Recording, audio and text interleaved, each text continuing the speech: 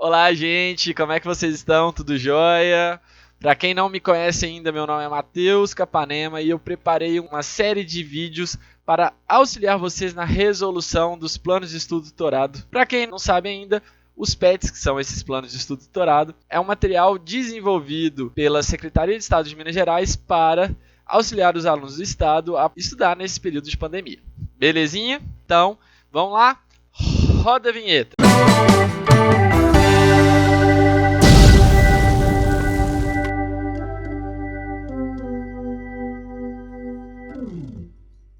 Na aula de hoje, nós vamos falar sobre sombra. Mas primeiro, o que é uma sombra? A sombra é a não passagem, ou seja, a ausência de luz devido à presença de um obstáculo, de um corpo opaco, aquele corpo que não deixa a luz passar. Então, peguei o meu exemplo, vou colocar no videozinho aí na tela para vocês. Nesse videozinho, o que está acontecendo? Eu acendi uma vela, essa vela iluminou o ambiente, porém uma parte do ambiente não foi iluminada porque tinha um objeto opaco no meio do caminho. O que era esse objeto opaco? É um cubo mágico. Então o cubo mágico não deixou essa luz passar. Essa configuração ela é para fontes pontuais, ou seja, um pontinho emitindo luz para todas as direções, no caso de uma vela. Ok? Como que a gente faz a análise desse desenho? A gente vai pegar a fonte pontual e vai traçar uma reta tangente. O que é uma reta tangente? É aquela reta que ela encosta somente em um ponto do nosso objeto. Então, a minha reta tangente só vai encostar em um ponto do nosso objeto. Então, eu tenho aí minha fonte pontual, tenho aí meu cubo mágico e estou traçando uma reta tangente. Tracei uma passando em cima do cubo mágico e uma embaixo do cubo mágico. Eu delimitei uma área. Essa área chama região de sombra. Essa região de sombra é toda a região que não está sendo iluminada pela vela. Por quê? Porque a luz não passou pelo objeto opaco que é o meu cubo mágico. Ao encontrar um anteparo, eu projeto a sombra daquele objeto ali. A sombra também pode ser chamada de umbra. Então, se eu falei de sombra ou se eu falei de umbra, eu estou falando da mesma coisa. Ok? Uma situação diferente dessa é quando eu tenho uma fonte de luz extensa, tipo aquelas lâmpadas compridonas LED. Uma fonte extensa, ela é uma união de infinitos pontos de luz. Então, eu vou ter, é como se eu tivesse vários pontos de luz, vários pontinhos formando uma fonte extensa. Vou pegar um exemplo aqui que eu fiz, que foi, eu peguei duas velas. No exemplo, eu acendi a segunda vela e apareceu uma sombra diferenciada. Essa sombra diferenciada a gente vai chamar de penumbra. Ela não é tão escura igual a umbra, mas ela também não é tão clara igual uma região iluminada. Ela está no meio termo, ela é parcialmente iluminada. Como que a gente define essa região de penumbra? Vou pegar aqui o nosso esquema. Agora eu peguei uma fonte de luz extensa e essa fonte eu vou pegar dois pontos representativos dela. Então, eu vou pegar um ponto em cada extremidade. Cada ponto desse está emitindo luz para todas as direções. Lembra que a fonte de luz extensa é a união de vários pontinhos que emite luz para todos os lados. Então, eu vou traçar uma reta tangente saindo de cada extremidade dessa fonte de luz. Eu tracei da parte superior duas retas. Uma passando em cima do objeto e uma passando embaixo do objeto. E agora eu vou traçar na parte inferior duas retas. Então, uma passando na parte de cima do objeto e uma passando na parte de baixo do objeto.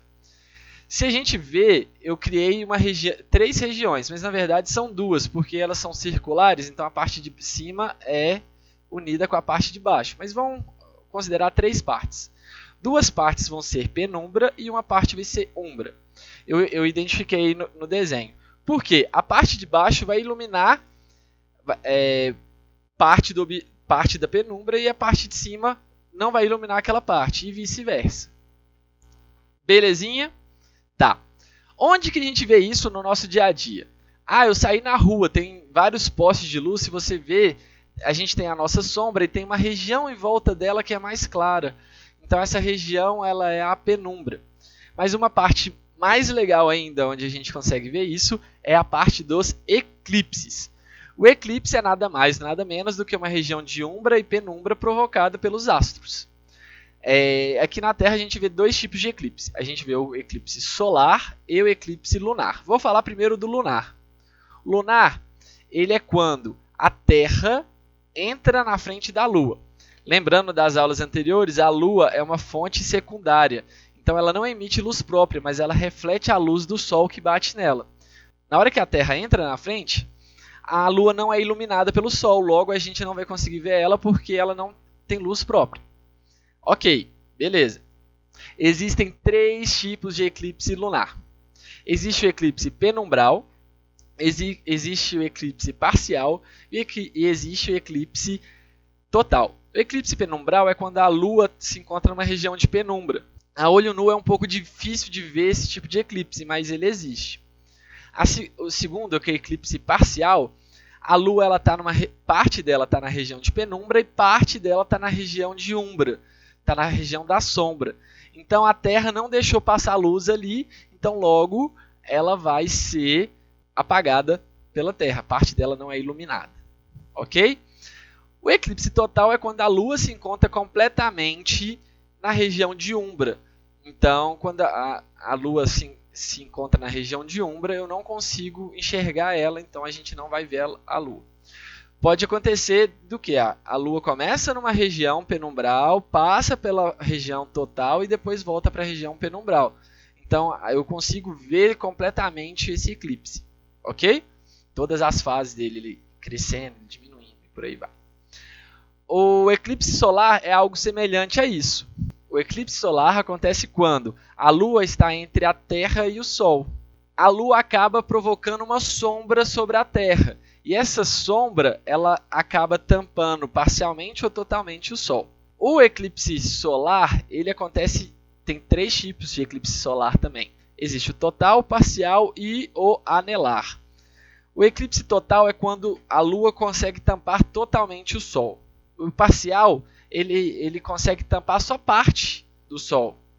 E o anelar é quando, apesar da Lua e do Sol estarem alinhados, a Lua ela não consegue tampar totalmente o Sol, formando um anel de fogo.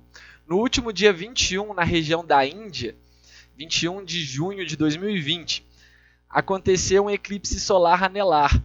Eu vou colocar a fotinha aqui do lado para vocês verem. Esse eclipse,